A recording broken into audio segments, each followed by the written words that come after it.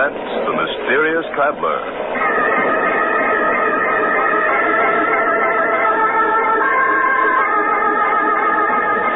This is The Mysterious Traveler, inviting you to join me on another journey into the realm of the strange and the terrifying. I hope you will enjoy the trip, that it will thrill you a little and chill you a little. So settle back, get a good grip on your nerves, and be comfortable, if you can. For in a few moments, you're going to meet a ghost, the strangest phantom that you ever heard of. But first, I want you to be my guest on a little train ride. We're running at 60 miles an hour on open track in the dead of night. Now we thunder through a sleeping village. Then beyond it, we plunge into the waiting mouth of a tunnel. We race through the tunnel and into the open again. Over a trestle and on into the night. A little world of our own, rushing forward resistlessly, a symbol of power and speed and life. Yes, trains do have a life of their own, as you'll see in the unusual ghost story that I call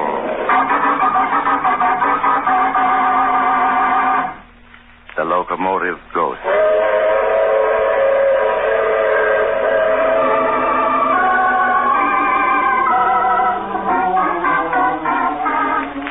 My story starts some years ago in a hilly region of western Pennsylvania. It's almost midnight, and two men laden down with several handbags are moving cautiously over the rough ground beneath a railroad trestle. They come to a spot beneath one end of it, and there in the darkness, they stop and turn on a flashlight. All right, we can sit down and rest now. Hey, sure this is the right spot? Of course, I'm sure. It's the loading spur that branches off at the mine entrance. Main line's over there, about 100 yards away. How long do you think we'll have to wait? 5 to 10 minutes. These mine trains don't run in a minute the way they do out in the main line. Suppose the money isn't on the mine train. They might have changed their plans. It'll be on it. Those miners are waiting for their pay, and the treasurer's bringing it himself.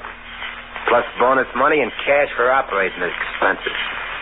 Big haul, my friend. $200,000. $200,000? That's a lot of dough, but... But what? You getting cold feet? No, of course not, but... Well, they'll be killed, won't they? The crew on the train? Forget it. I thought you were turning soft on me now after I spilled the whole plan to you. No, Joe, I'm not turning soft. Joe. What is it? Oh, I heard a noise then. Over there. It's just your imagination. Oh, you're right. Somebody's coming. Keep the light steady. I got my gun handy. Who could it be? Probably just a bum. Something asleep under this trestle. All right, you stop where you are. Only me, boys. Just old Boomer. Who? Old Boomer, that's all. Looking for a place to bunk. Howdy, boys. Okay, Tom. I heard of this guy. So you're old Boomer, huh? The one they call the king of the bums? Not the king, son. Just the travelingest one of them all. 50 years I've been riding the rods, and I guess I've covered 1 million miles of track. Mind if I sit down here? Got kind of ache in my bones.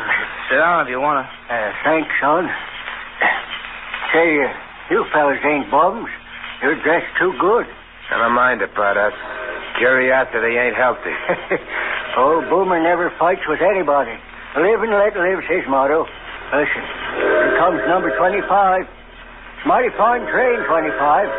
Got a 16-wheel Mikado engine, can pull 20 cars a day on a level track. He's 50 seconds late tonight. Do you know every train on the tracks? Pretty near, son, pretty near. I ain't rode them all. I rode them all, from the Lackawanna to the Santa Fe. There ain't much about trains I don't know. Say, you fellas wouldn't have a little nip handy to take the chill out of an old man's bones. No, we ain't got a little nip handy. Sure, son. There's no harm in asking. There's the 25 passing Minesville now. Ain't that whistle far off in the night a sweet, mournful sound, though? Yeah, it is kind of mournful. Sounds far off and ghostly, don't it? Well, sometimes it is a ghost you hear, not a real train at all. What are you talking about? I'm just saying that sometimes when you hear a train whistling far off and mournful in the night, it ain't a real train at all. It's a ghost train. Ghost train? It's a lot of hooey. You just think so because you're young and don't know better. But old Boomer can tell you. There's ghost trains and plenty of them. They're the ghosts of trains that died in wrecks. Anything as live as a train is bound to have a ghost live on after. All right, can the chatter. You're hurting my ears. Well, let him talk, Joe. It helps pass the time. All right, but if you ask me, he's spouting a lot of bushwhack.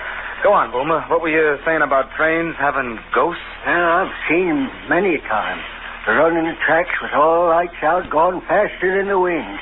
Not a sound coming from them. I've seen the Heavenly Express, too, a couple times. What's the Heavenly Express? It's a special train, son. It's on the Earth to Heaven run. Travels 1,000,000 miles a minute when it gets up speed. Takes the souls of railroad men from this world to the next. It always passes by when a wreck's going to happen. That's enough talk. I'm sick of listening to you. All right, son. You don't believe me, but I know what I know. Glory be. I hear it coming. I hear it coming now. Hear what coming? The Heavenly Express. It's coming down this track. Listen. I don't hear anything. There's nothing to hear. Passing right by overhead. Now it's slow. It's going to stop. Never stopped before. That means the wreck's going to be here. Joe, he knows. That's it. That's what you're here for. You're going to wreck that mine train. Hear that, old man? That's the mine train turning into this spur. You're right. We're going to wreck it. No, you can't. You mustn't. But before we do, we got to take care of you. And this is how we're going to do it. You shot him. I guess the Heavenly Express stopped for me, too. I sure hope so. But you fellas, it'll punish you. It'll follow you. Sure as I'm laying here. Oh, follow us. What are you talking about? The Judgment Special. It punishes fellas that wreck trains on purpose. It runs any place has tracks. And it follows them until it gets them. One way or another. Because murdering a train is like murdering a man. You got to pay for it. And you'll pay for it. Think I'm crazy. You'll see. You'll see. Yeah, that shut him up. Crazy old coot. I wish you hadn't killed him, Joe. Don't be a sap. Couldn't let him live to tell what he knew, could I? No, of course not. Listen. I hear the mine train coming. We just got time to get ready now. Put the suitcase with the dynamite against the trestle here. That's it. Now, come on, help me unroll a wire. Yeah, sure, Joe. Anything you say. That's it. Keep coming. Gotta get plenty far away. Hear the train now? Yeah, I hear it. I can see the headlight, too. Look how bright it is. Okay, this is far enough. Take me just a second to hitch up the detonator. There it is. Now we're all ready. It's on the trestle now. Almost halfway across. What's the matter? You sound shaky. Listen, Tom, you're in this now, and it's too late to back out, you hear? Yeah, I know. It's almost across. All right, then I'll close the detonator. Now, there she goes.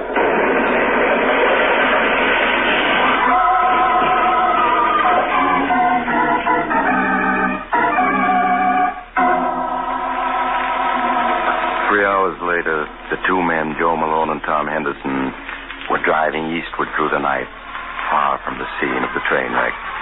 Between them on the seat was a large handbag, and Joe Malone at the wheel patted it lovingly. $200,000. Ha! You realize that, Tom? We got $200,000 riding here between us. Yeah, I know. What's the matter? You don't sound very happy about it. Sure I am. It's just... Just what? Well, I can't help remembering the crash when the mine train went into the ravine. The way the whistle kept screaming, just like the locomotive was something alive that was being killed. For Pete's sake, the whistle valve got stuck when the engine crashed, that's all. Sure, I know that, only... Well, I just can't help remembering it. Joe, the crew were all killed, weren't they? Suppose they were. What do you care? You're as nervous as an old woman. Should never run you in on this job. I'm all right, really I am, Joe. Listen, what are you going to do with your $100,000? I'm heading for the big town. I'm going to have one swell time. Going to buy new clothes, stay at the best hotel in town, and really cut loose. Meet me in New York, I'll show you a real time. Where are you going to stay? Mrs. Miller's boarding house. It's over on the west side. You can find it in the phone book. I'm just staying there till I can buy some real classy Dutch, and I'm moving to Park Avenue. Always had a yen to live on Park Avenue. Now I'm going to see what it's like. Yeah, sounds all right. Maybe, Joe, look out that train. What'd you do that for? Why'd you grab the brake? You stalled us right here in the middle of a railroad crossing. I had to, Joe. The train on the track there in front of us. We almost ran into What it. are you talking about? There wasn't any train on that track. But there was, running without lights and not making a sound. You're crazy. I tell you, there wasn't anything in sight, not even a hand car. I saw it, Joe. Never heard of a train running without lights. That proves you're crazy. Oh, maybe it was an empty. But if I hadn't stopped the car, we'd have smashed into the side of it. Never mind the suck you won. Now we're stalled on the railroad track, and the car won't start. I'll get out and push. Joe, look. Our headlight. A real train this time, coming around the bend. It's up 200 yards off. Joe, it's going to hit us. We got to jump. Yeah, but this door won't open. It's stuck. Come on, out this side. Come on, I got the bag. Oh, my coat's caught in the car door. I'm stuck. Help me. I can't, Joe. Jump. Help me, Don. Help me. Help.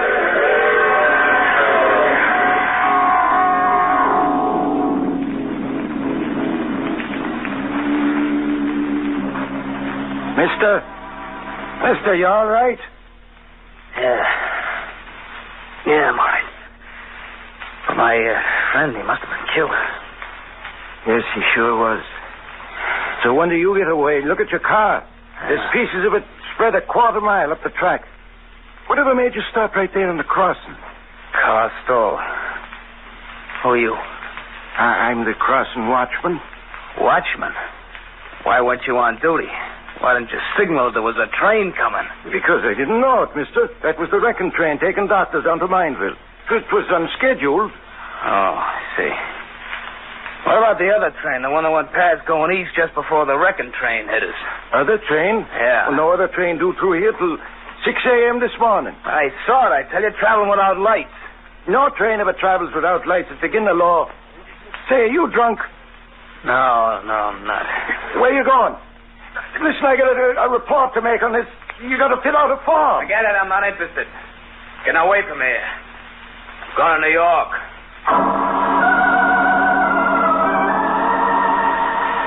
Late the next afternoon, Tom Henderson reached New York. Not knowing where else to go, he hunted in the phone book for Mrs. Miller's boarding house that Joe Malone had mentioned and went there. Mrs. Miller gave him a room on the top floor, and there he carefully locked in the closet the precious handbag that held $200,000. All of it his since Joe's unfortunate death. After that, Tom went out to see New York's nightclubs. But he got back after midnight, feeling considerably more cheerful. As he was about to unlock his door, Mrs. Miller appeared in the hall. Oh, Mr. Henderson. Oh, yeah, Mrs. Miller. I was waiting for you, Mr. Henderson. It's turned so cool that I lit the gas heater in your room. Well, thanks a lot. I just wanted to warn you that you... What was that? What was what, Mr. Henderson? That whistle just now. What was it? A boat out in the river? That was the freight train, Mr. Henderson. Freight train? Here in the heart of New York? Well, yes. They come down the west side elevated tracks to the freight yard downtown. They run past just a few yards down the street. I didn't know that. I wouldn't have come here if I had. Oh, I'm sure they won't bother you, Mr. Henderson. Really, they won't. Well, good night. Oh, bad luck. She's sure they won't bother me. It's too late to find someplace else where I'd leave here right now. I'll close the window. There. I'll keep the sound out. Anyway, suppose I can hear a train or two. I'm can hearing them do me. I'm going to go to sleep and forget it. Yeah, forget it. I've got $200,000 and my whole life ahead of me. Should let an old coot like that Boomer worry me. Joe's getting killed by a train was just an accident. Could happen to anybody. Me, I'm alive. Tomorrow, I'm going to start enjoying it plenty.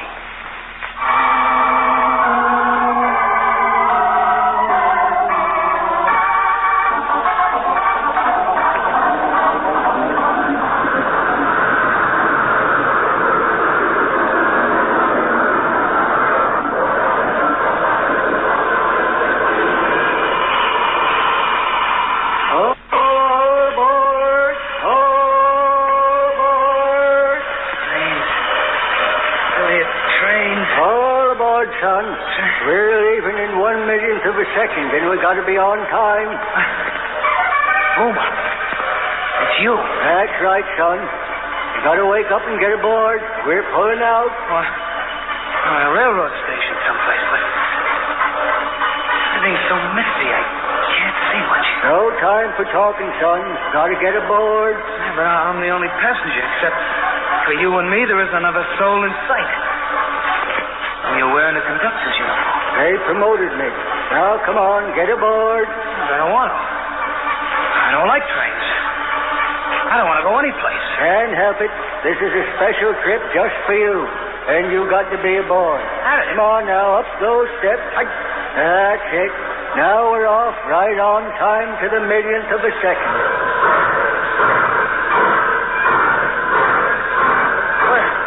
Where are we going? What train is this? It's completely empty except for me and you. That's right, son. It's a 1,000-car train pulled by 30 engines. And you and me are the only ones aboard. Well, where are we going? What train is this, anyway? It's the Judgment Special, son. And we're bound from this world to the next. No. Yeah, or any place there's tracks, the Judgment Special goes. We stopped right outside your window and took you aboard. I don't want to die. I don't want to. You haven't any choice, son. You're on the Judgment Special and we're hitting 1,000,000 miles a minute now. What? Look out the window. There's the earth way down below us. See it? Yeah. Well, I don't want to leave it. I want to go. Look at the stars flash by. We're going 1,000,000 miles a minute, and it'll take us all eternity to get there. Yep. Here, I'll put the wind up so you can see better. Oh. There you are, son. There's the earth we left. That tiny little dot of light way up in the sky. Oh, I won't go with you. I won't. Hey, I won't. what are you doing? Get down. You can't jump out that window. We're going 1,000,000 miles in it. I won't jump. I'm not going with you. Come back. Come back. Wake up. Wake up, Mr. Henderson. Wake up. Wake up. What is it? Oh. What is it? Oh, Mr. Henderson, thank heaven you're still alive. I thought you were dead for sure. What happened? But you closed your window. I meant to warn you that with the gas heater on, you must leave it open. Or you almost suffocated in your sleep. I was suffocated? Yes. If I hadn't heard you trying to get your breath and hurried in and opened your window, you'd have been dead now, for sure. The rest of the night, Tom Henderson spent sitting on a bench in the nearest park, shivering at the nearness of his escape. The next day, he bought himself an expensive wardrobe. Then he checked into the biggest hotel on Park Avenue. There, 40 floors above the street, he was quite sure he wouldn't be bothered by hearing trains or having curious dreams about them. Especially as just before he retired, he took his sleeping tablet. There. Fix it. No dreams for me tonight. Some layout. So this is what you can enjoy when you have money. And I'm going to enjoy it. I'm letting my nerves get the better of me. Not anymore. Feel better already. So out goes the light. I sleep like a millionaire.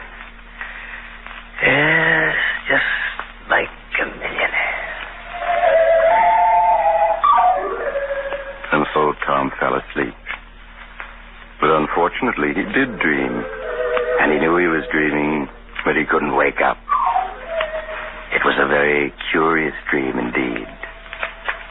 He dreamed that he got up and dressed, rode down in the elevator, that he walked out into Park Avenue, and there, down the street, he found a tiny door which he entered.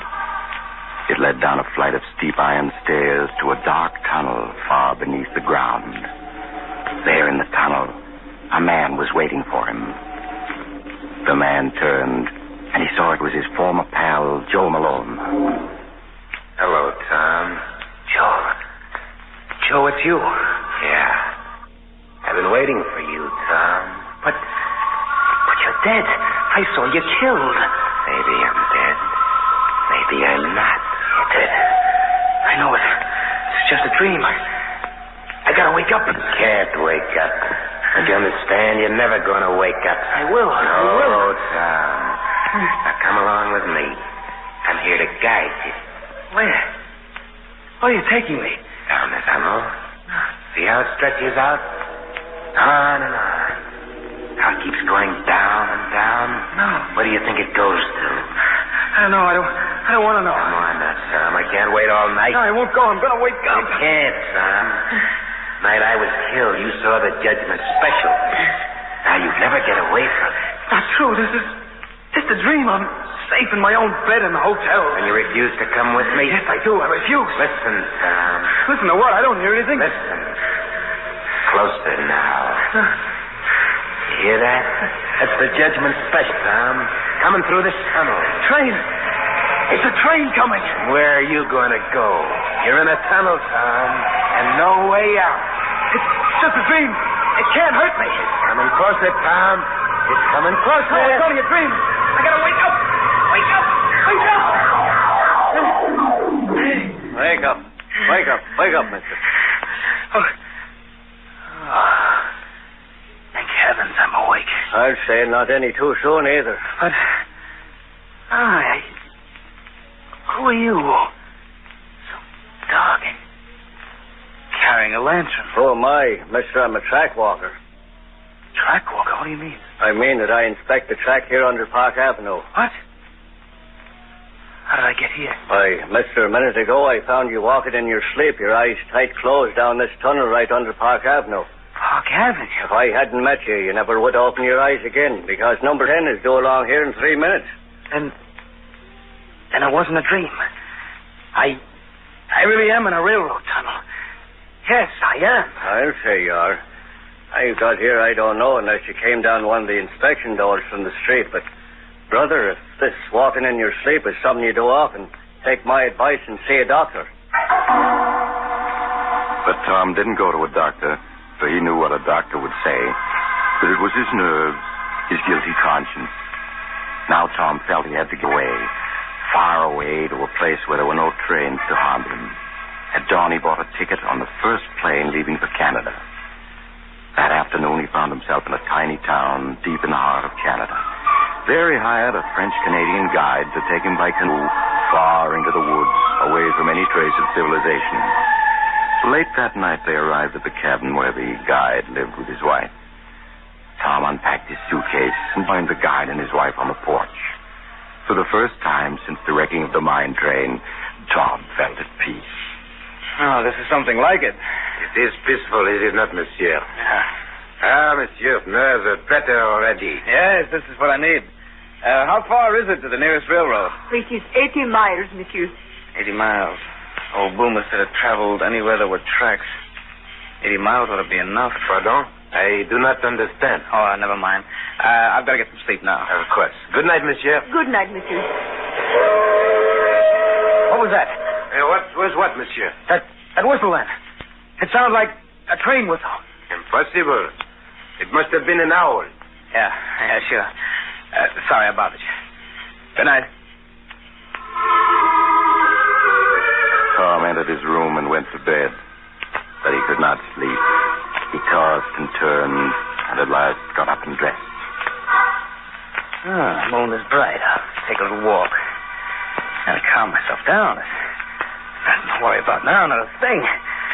Out here in the wild, I'm safe. Perfectly safe. Tom left the cabin and entered the woods. They pressed thick around him. But an open passageway through the trees attracted Tom. He started down it, the moonlight illuminating his way. He paused and made a startling discovery. Why, I'm walking on old railroad ties. And there are tracks here, all rusted and loose. But the guide said there wasn't a railroad closer than 80 miles. He lied to me. He tricked me. A train. There's a train coming. It's coming towards me. There's the headlight. I gotta run. Run. Run.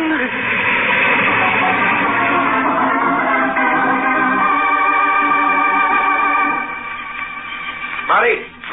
Qu'est-ce que c'est que ça, Pierre? The nervous one. He's not in the cabin. He has wandered up into the woods. Oh, that is strange. We must go after him. Hurry, before he does himself an injury.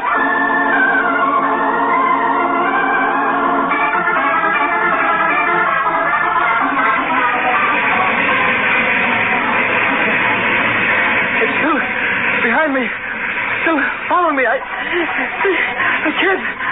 I can't run anymore. I can't go any further. I gotta stop.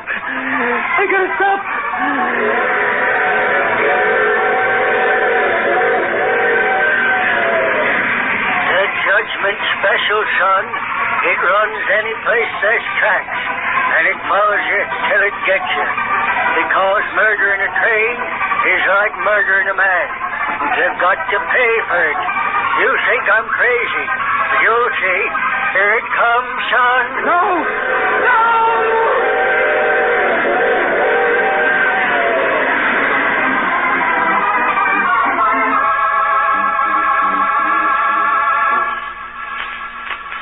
He cannot be found now, Mary. See his footprints. He was running for half a mile. He would do himself harm running so hard in his darkness. Look here. Where? Yes, it is the nervous one. We have found him. He's lying face down. Wait, I will turn him over. Pierre, he lies so still. Has he done himself an injury? No, Mary. There is not a mark on him. Yet his face is twisted with fear. Pierre, is he dead? Yes, Mary, he is dead. Oh. His heart. He came south by running, no doubt. But what was it he ran away from? There is nothing dangerous in these woods.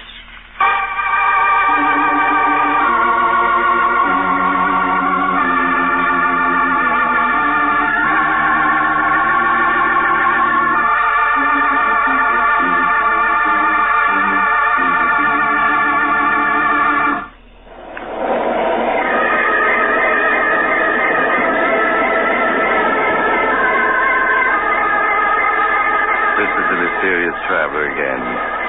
Poor Tom. The tracks he found himself on led to an abandoned logging camp. They hadn't been used in 20 years, and no train could possibly have run on them. Except a ghost train. But of course, none of us believes in ghosts, so we just have to accept the coroner's verdict, which was heart failure induced by overexertion. Just the same, if you ever see a train running without lights and going faster than the wind, don't be too sure it's only your imagination. And next time you hear a distant, mournful whistle in the night, all this talk about trains is making you nervous, and you have to get off here. I'm sorry. But I'm sure we'll meet again. Shall we say next week at the same time?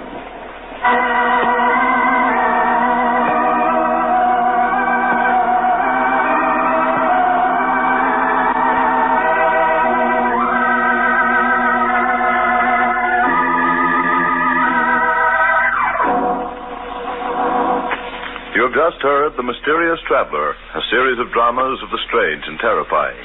In today's cast were Maurice Tarplin, James McCallion, Joe Julian, Bryna Rayburn, and Cameron Andrews.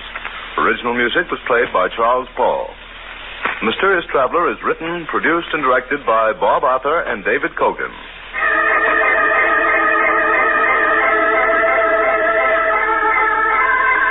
Listen next week to a tale titled The Man the Insects Hated. Another strange and shivery tale of the mysterious traveler.